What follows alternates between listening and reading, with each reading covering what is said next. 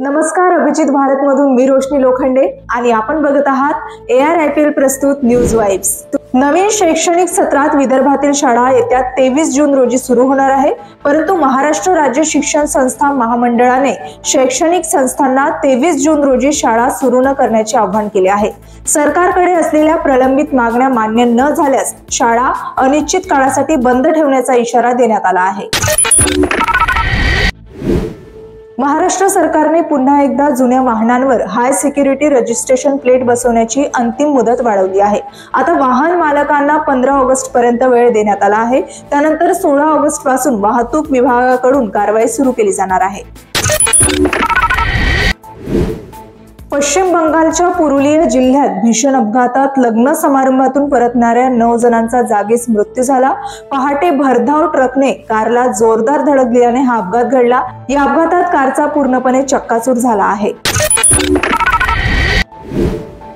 कॅनडामधील कॅल्गरी विद्यापीठात शिक्षण घेत असलेल्या दिल्लीतील तान्या त्यागी या विद्यार्थिनीचा संशयास्पद स्थितीत मृत्यू झाला। व्हॅन्कुव्हर मधील भारतीय वाणिज्य दूतावासाने घटनेची पुष्टी केली असून तान्याचा मृतदेह भारतात आणण्यासाठी कुटुंबाने पंतप्रधान नरेंद्र मोदींना विनंती केली आहे। वाणिज्य दूतावासाने आवश्यक ती सर्व मदत करण्याचे आश्वासनही दिले आहे। साऊथ ऍक्टर धनुष 2 वर्षांनी तेलुगू चित्रपट सृष्टीत परतला आहे। शेखर कमुलला दिग्दर्शित कुबेरा हा चित्रपट आज प्रदर्शित झाला। या चित्रपटामधील धनुषच्या अभिनयाची सोशल मीडियावर जोरदार चर्चा सुरू आहे। भारत आणि इंग्लंड यांच्यातील कसोटी मालिका आजपासून लीड्स मधील हेडिंग्ले मैदानावर सुरू झाली आहे, जिथे इंग्लंडने पहिल्या सामन्यात नाणेफेक जिंकून गोलंदाजी करण्याचा निर्णय घेतला।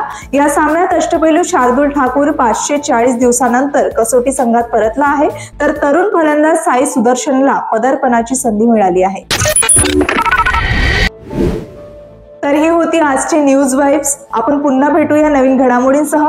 तोपर्यंत बघत रहा अभिजित भारत। अभिजीत भारत, पहुंचे हर खबर तक।